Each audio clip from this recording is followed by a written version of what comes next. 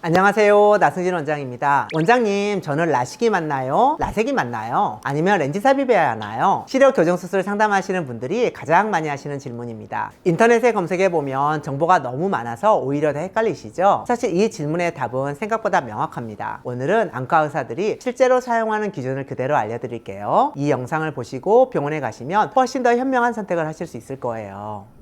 첫 번째 기준은 각막 두께입니다. 라식이든 라섹이든 레이저로 각막을 깎아서 시력을 교정하는 수술이에요. 그러니까 당연히 각막이 어느 정도 두꺼워야 깎을 여유가 있겠죠. 한국인의 평균 각막 두께는 535 마이크로미터, 즉 0.5mm입니다. 535 마이크로미터가 얼마나 얇은지 감이 안 오시죠? 머리카락 한 올이 약 70 마이크로미터입니다. 각막은 머리카락 7개, 8개 정도를 겹쳐 넣은 두께밖에 안 되는 거죠. 이 안에서 수술하는 거니까 작은 차이도 중요한 거예요. 각막 두께가 500 마이크로미터 이상이면 라식, 라섹 모두 고려할 수 있어요. 그러면 465에서 500 사이는 어떨까요? 500 마이크로미터 이하부터는 얇은 편에 속합니다. 라식은 각막 표면에 약 100 마이크로미터 두께의 절편을 만들고 안쪽 각막을 깎는 수술이에요. 각막이 500 이하면 절편 만들고 나서 깎을 여유가 부족하게 되죠. 안전마진을 확보하기가 어려운 거예요. 그래서 500 이하면 라식은 안 되고 라섹으로 해야 합니다. 참고로 스마일 라식도 마찬가지예요. 스마일은 절편 대신 캡이라는 걸 만드는데 이것도 비슷한 두께가 필요해서 500 이하면 어렵습니다. 각막 두께가 465 마이크로미터보다 얇으면 이건 통계적으로 하위 2.5%에 해당하는 아주 얇은 각막이에요. 이 정도로 얇으면 각막 자체가 약합니다. 이런 각막에 라식, 라섹을 하면 각막 확장증이 나는 심각한 부작용이 생길 수 있어요. 각막 확장증이 생기면 안경을 써도 시력이 잘 안 나오고 심하면 각막 이식까지 해야 할 수 있어요. 그래서 465 이하면 라섹도 권하지 않습니다. 이 경우는 렌즈 삽입술을 받으셔야 해요. 지금까지 말씀드린 첫 번째 기준을 정리해서 띄워드릴게요.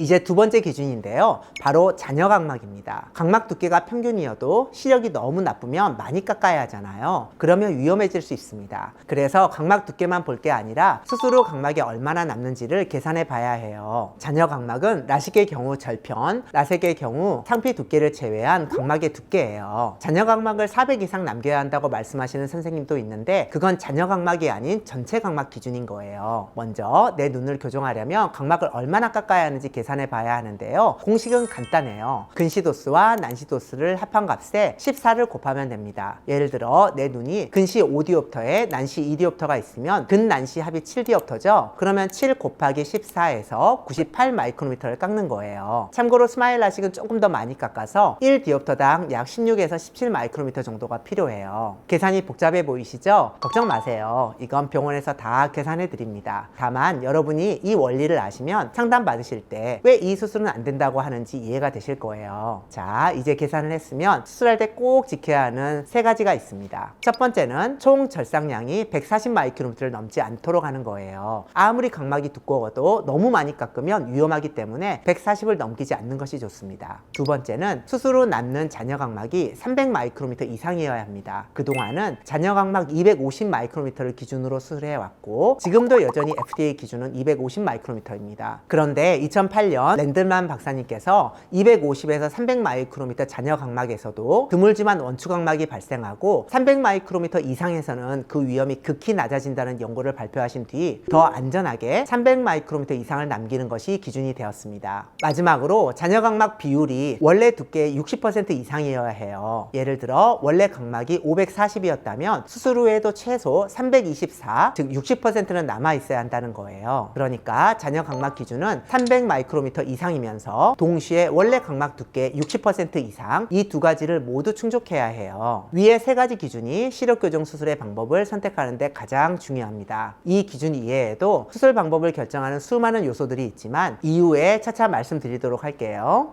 자, 이제 실제 잔여 각막을 계산해 볼까요? 위에서 설명드렸듯이 잔여 각막을 계산할 때는 아래쪽에 남은 각막 두께만 계산하는 거예요. 평균 두께 535 마이크로미터인 분이 라식을 받는다고 해볼게요. 몇 디옵터 디옵터까지 교정할 수 있을까요? 라식은 절편 만드는데 약 100마이크로미터가 필요하고 원래 각막 535에 60%인 322를 남겨야 하니까 실제로 깎을 수 있는 건 최대 114 정도겠죠? 114 나누기 14 하면 약 8.1 디옵터. 그래서 평균 두께인 535인 경우 광학부 6.5mm 기준으로 마이너스 8 디옵터 정도까지 라식으로 안전하게 교정할 수 있습니다. 스마일 라식은 1 디옵터당 16.5 마이크로미터가 필요하고 캡도 제조사 권장 120 정도로 만드니까 마이너스 6에서 마이너스 6.5 디옵터까지 교정 가능해요. 이렇게 계산해 보면 내 눈에 어떤 수술이 맞는지 대략 감이 오시죠? 내 각막이 500 이상이면서 방금 말씀드린 세 가지 안전 기준을 모두 통과했다면 이제 라식이든 라섹이든 안전하게 받으실 수 있습니다. 이때부터는 수술 방법보다 수술의 질을 따지셔야 해요. 수술 장비, 수술 방식, 집도의의 경험에 따라 선명도나 빛번짐 정도가 달라질 수 있거든요. 이 부분은 이전 영상을 참고해 주시면 도움이 될 것 같습니다. 각막 조건이 레이저 수술에 맞지 않는다고 해서 실망하실 필요는 없어요. 오히려 렌즈 삽입술은 각막을 전혀 건드리지 않기 때문에 더 안전한 선택일 수도 있습니다. 각막이 얇거나 초고도 근시여도 가능하죠. 그런데 렌즈 삽입술도 아무 렌즈다 넣는 게 아니에요. 사람마다 각막의 수평 직경, 전방 깊이, 동공 크기가 다 다르기 때문에 여러 종류의 렌즈 중에서 내 눈에 가장 맞는 걸 선택해야 합니다. 렌즈별 장단점과 선택 기준은 분량이 많아서 따로 영상으로 자세히 풀어드릴게요.